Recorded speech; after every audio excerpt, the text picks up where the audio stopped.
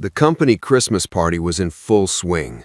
Open bar, jazz band, everyone pretending to like each other for one night a year. I was talking to Jim from accounting when I realized I hadn't seen my wife, Rachel, in a while. I checked my phone, 9:47 p.m. I'd last seen her at 9:05 heading to the restroom, 42 minutes ago. I walked through the ballroom, not there. Checked the lobby, empty. Tried calling, straight to voicemail. Then I saw her stepping off the elevator, hair slightly messed up, lipstick smudged, breathing like she'd been running. "Where were you?" I asked. She smiled, touched my arm. "Long line for the bathroom, you know how these things are." I wanted to believe her. But here's the thing about being a cybersecurity analyst. I know where all the cameras are, and I know how to access them. That night, after she fell asleep, I pulled up the building's security system on my laptop. I found the footage from 9:05 p.m., watched her walk past the restrooms without stopping, watched her get on the elevator, watched the doors close. Then I switched to the parking garage camera, level B2, 9:11 p.m. The elevator doors opened. Rachel stepped out. She wasn't alone. If you want to know who walked out of that elevator with my wife and what the next 40 minutes of footage showed me, hit subscribe, because what I saw didn't just end my marriage, it ended 3 careers and exposed something the company had been hiding for 2 years. My name is Nathan Cross. I'm 38 years old, and I work as a senior cybersecurity analyst for Meridian Technologies in Seattle. I've been married to Rachel for 7 years, together for 10. She's a marketing director at the same company, different department, different floor, but we'd met at a company mixer back in 2014. We were the success story, the couple that made office romance look easy. People joked that we were relationship goals. We had a condo in Capitol Hill, 2 cars, a golden retriever named Biscuit, Sunday brunch tradition, date nights every Friday. On paper, we were perfect, but paper doesn't show you everything, and neither do people. The company Christmas party was held at the Fairmont Olympic Hotel downtown, black tie optional, which meant everyone wore black tie anyway because nobody wants to be the one guy in a blazer. Rachel looked stunning. Red dress, hair done, the kind of outfit that makes you remember why you married someone. We arrived together at 7:30, checked our coats, grabbed drinks from the bar. "Let's make the rounds," she said, squeezing my hand. "Then we can sneak out early." I smiled. "Deal." We separated naturally. I drifted toward the tech guys. She headed toward the marketing crowd. Normal. Expected. I talked shop with Jim from accounting, debated cybersecurity protocols with my team lead, and watched the clock creep toward 9 o'clock. That's when I decided to find Rachel and suggest we bail. I scanned the ballroom. Didn't see her. Checked the bar. Not there. Walked toward the marketing tables. Her coworkers were there, laughing, drinking, but no Rachel. "Hey, have you seen Rachel?" I asked Stephanie, one of her work friends. "Oh, she went to the restroom like 10 minutes ago," Stephanie said, barely looking up from her phone. 10 minutes. Okay. Long line, maybe? I waited. 15 minutes. 20. I walked to the lobby where the restrooms were, stood outside the women's room like a creep, trying to look casual. A woman came out. Not Rachel. Another. Not Rachel. I checked my phone. 9:35. 30 minutes since anyone had seen her. I tried calling. Straight to voicemail. Texted, "Where are you?" No response. At 9:47, I saw her. She stepped off the elevator into the lobby, smoothing her dress, hair slightly disheveled. Her lipstick was smudged at the corner. Not a lot, just enough. She saw me and smiled, too bright, too fast. "Hey, babe," she said, walking over. "Sorry, the line for the bathroom was insane." I looked at her, really looked. Her breathing was elevated, her cheeks flushed. "You okay?" I asked. "Yeah, fine, just stuffy in there. Can we get out of here? I'm exhausted. Something in my gut twisted, but I nodded. Sure, let me grab our coats. We left 10 minutes later. In the Uber home, she leaned against me, scrolling her phone. I stared out the window and replayed the last hour in my head. 42 minutes. She'd been gone for 42 minutes, and I didn't believe a word she'd said. That night I couldn't sleep. Rachel was out cold beside me, breathing deep and steady. I lay there staring at the ceiling, running scenarios. Maybe she really was in the bathroom. Maybe she ran into someone and lost track of time. Maybe I was being paranoid. But I'm a cybersecurity analyst. Paranoia is part of the job description, and something felt wrong. At 2 a.m., I got up, grabbed my laptop, and went to the living room. Biscuit followed me, tail wagging, hoping for a walk. Not now, buddy. I scratched his ears. I opened my laptop and logged into the building's security system. Here's the thing most people don't know. If you work in cybersecurity for a company, you have access to a lot of systems, including surveillance. It's part of my job to monitor for breaches, unauthorized access, security threats. I'm not supposed to use it for personal reasons, but at 2 a.m., with my wife's smudged lipstick burned into my brain, I didn't care. I pulled up the footage from the Fairmont. Our company had rented the ballroom, but the building's security system was networked. I had access through our corporate VPN. I found the timestamp, December 15th, 9:05 p.m. There she was, Rachel in her red dress, walking through the lobby. She passed the restrooms, didn't stop, kept walking, straight to the elevators. She pressed the button, waited, the doors opened. She stepped inside, and she wasn't alone. A man stepped in behind her, tall, dark suit. I couldn't see his face clearly. He had his back to the camera, but I saw him reach forward, press a button. The doors closed. My hands were shaking. I switched camera feeds. The elevator had a camera inside. I pulled it up. There they were, Rachel and the man, standing close, too close. He said something. She laughed. Then he leaned in, and she didn't pull away. I watched his hand move to her waist, watched her tilt her head up, watched them kiss. The timestamp read 9:07 p.m. The elevator dinged. Doors opened. Level B2, parking garage. They stepped out, his hand still on her waist. I switched to the parking garage camera. The footage was grainy, but clear enough. They walked toward the far corner of the garage, away from the main lights. There was a black SUV parked in the shadows. I watched them stop beside it, watched him open the back door, watched her look around once, checking if anyone was watching. Then she climbed in. He followed. The door closed. The timestamp read 9:11 p.m. For the next 36 minutes, that SUV didn't move. The windows were tinted. I couldn't see inside, but I didn't need to. At 9:47, the door opened. Rachel stepped out first, adjusting her dress, running her hands through her hair. He followed, straightening his tie. They didn't kiss goodbye, didn't hug, just a brief touch on her arm. Then she walked back toward the elevator. He got in the driver's seat and drove away. I sat there, staring at the screen, feeling like someone had reached into my chest and ripped out my lungs.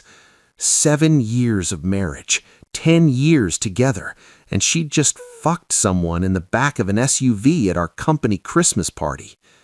I rewound the footage, watched it again. This time, I focused on the man. When he turned toward the camera for a brief second, I caught his face, and my stomach dropped. I knew him. His name was Derek Vaughn, VP of Sales, 42 years old, married with 3 kids. I'd met him a dozen times at company events, shook his hand, made small talk. He was one of those guys who always seemed too smooth, too polished, the kind of guy who called everyone champ and wore cufflinks that cost more than my monthly car payment. Rachel had mentioned him before. Derek's pushing for a bigger marketing budget. Derek wants us to pivot the Q4 campaign.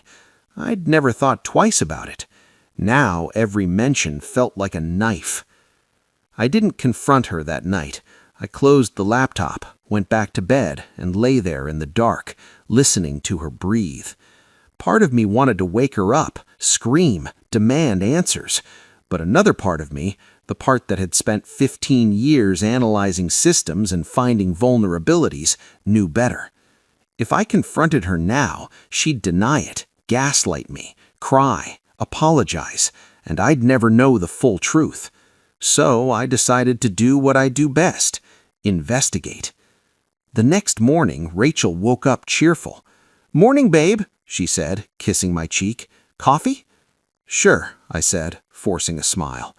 She hummed while making breakfast: scrambled eggs, toast, the Sunday routine. We ate together, talked of nothing. She mentioned brunch with her sister next weekend. I nodded along, playing the part. Inside, I was screaming. After breakfast, she went to take a shower. I grabbed her phone from the counter. She didn't have a passcode. We'd always trusted each other. I opened her messages, scrolled.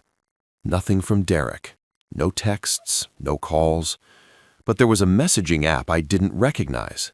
Signal. I opened it, and there it was. The thread was labeled D. I scrolled to the top. The messages went back 6 months. Can't stop thinking about last night. When can I see you again? He's working late. I'm free. My hands shook as I scrolled. Photos, not explicit but suggestive. Her in lingerie I'd never seen. Him shirtless in a hotel room. Plans, meetups, lies she'd told me to cover her tracks. And then, near the bottom, a message from 2 days ago. Christmas party, B2 garage, 9 o'clock. I'll make an excuse. His response? Can't wait. I took screenshots, sent them to my email, deleted the sent message from her phone, put it back on the counter, walked to the bathroom, opened the door.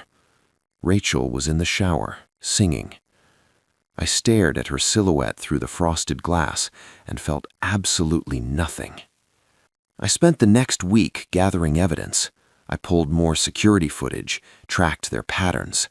They'd been meeting for months. Hotels, mostly. Sometimes his car. Once in a conference room after hours. I documented everything. Timestamps, locations, screenshots. I didn't tell anyone. Not friends, not family. I just built my case. Because here's the thing. I wasn't just dealing with a cheating wife. I was dealing with a corporate liability. Derek was a VP. Rachel was a director. They were having an affair on company time, using company resources. That's a fireable offense for both of them, and I was going to make sure the right people knew. On Friday, I requested a meeting with HR, not our department HR rep, the Chief Human Resources Officer, top of the chain. Her name was Margaret Hale, 58, no nonsense, the kind of woman who'd seen every workplace scandal and had zero patience for bullshit. I walked into her office at 2 p.m. with a USB drive. "Mr. Cross," she said, gesturing to a chair, "what can I do for you?" I sat down, slid the USB across her desk. "I need to report a violation of company policy." She picked up the drive. "What kind of violation?" "2 senior employees engaged in an extramarital affair on company property during company events using company resources." Her eyebrows went up. "That's a serious accusation. I have proof." She plugged the USB into her computer. I watched her face as she opened the files. Security footage, text messages, a timeline I'd built showing every meeting, every lie, every breach of policy. Her expression went from skeptical to grim. "Who are the employees?" "Derek Vaughn, VP of Sales, and Rachel Cross, Director of Marketing." She looked up sharply. "Your wife?" "Yes." "Mr. Cross, I'm not here for sympathy. I'm here because they violated company policy, and I'm reporting it." She studied me for a long moment. Then she picked up her phone. "Get me legal, now." The investigation took 3 days. HR interviewed witnesses, pulled their own footage, verified my evidence. On Wednesday, Derek and Rachel were both called into separate meetings. I wasn't there, but I heard about it later. Derek tried to deny it, said the footage was taken out of context. Then they showed him the texts. He crumbled. Rachel cried, said it was a mistake, that she loved me, that she'd end it. Margaret didn't care. You violated company policy. You engaged in an inappropriate relationship that created a hostile work environment and exposed the company to liability. Both of them were terminated, effective immediately. I was in my office when Rachel called. I didn't answer. She called again and again. Finally, I picked up. "Nathan, please, we need to talk." "No, we don't." "They fired me. They fired Derek. Did you do this?" "I reported a policy violation," I said calmly. "What happened after that was their decision." "You ruined my career." "No, Rachel, you did that yourself." She was crying now. "Please, can we just talk? I'll explain everything." "There's nothing to explain. I saw the footage, I read the messages. I know everything." "Nathan, I've filed for divorce. You'll be served tomorrow. Don't come home tonight. I've changed the locks." "You can't." "I can, and I did. Goodbye, Rachel." I hung up, blocked her number, and went back to work. The divorce was ugly. She tried to fight it, claimed I'd violated her privacy by accessing her phone. My lawyer shut that down fast. "Your client engaged in an affair on company property. Mr. Cross reported a workplace violation. His actions were legal and appropriate." She tried to claim emotional distress. The judge wasn't sympathetic. "You engaged in infidelity, Mrs. Cross. You don't get to claim distress when you're caught." She tried to go after our assets, but I'd been smart. I'd documented every shared expense, every joint account.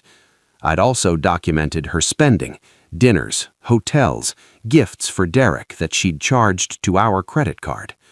"You used marital funds to finance your affair," my lawyer said. "That's dissipation of assets. The court can penalize you for that." In the end, she got almost nothing. I kept the condo, the cars, Biscuit. She got her personal belongings and a hard lesson about consequences. Derek's wife found out too. I didn't tell her, but word spread fast in corporate circles. She filed for divorce within a week, took him for everything: the house, the cars, primary custody of the kids. Last I heard, he was living in a studio apartment in Renton, working for a third-tier sales firm. Rachel moved back in with her parents in Spokane. She tried to reach out a few times, emails, messages through mutual friends. I never responded. There was nothing left to say. 6 months later, I was sitting in my condo, Biscuit at my feet, working on a security audit. My phone buzzed. A message from Margaret Hale.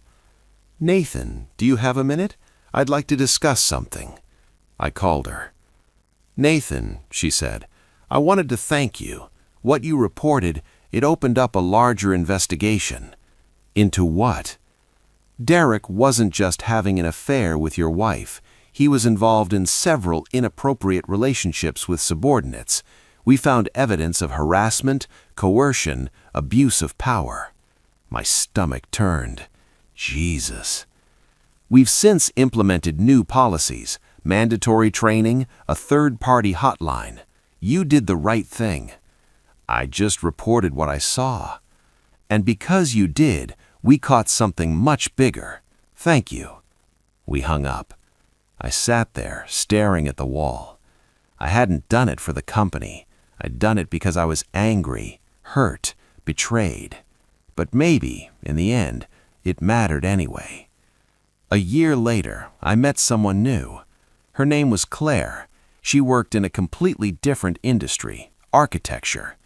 We met at a dog park. Biscuit ran up to her golden retriever, and we started talking.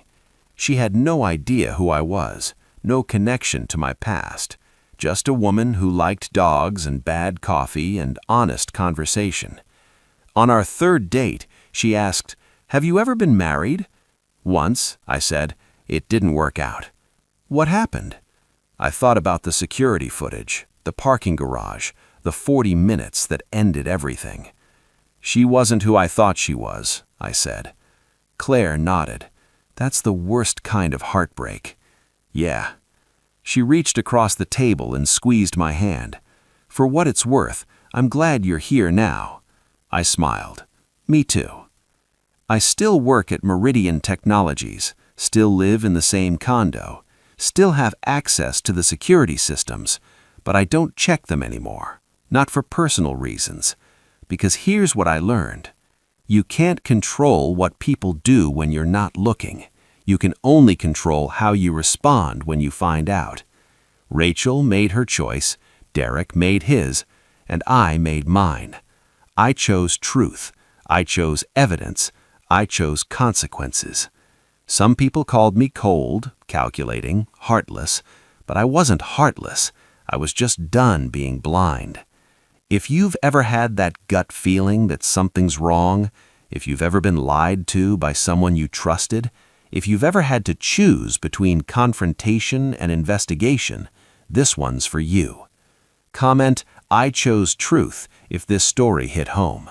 Hit subscribe for more stories about what happens when the cameras are rolling and the lies stop working. Because the truth doesn't care about your feelings. It just cares about the facts. And sometimes the facts are all you need.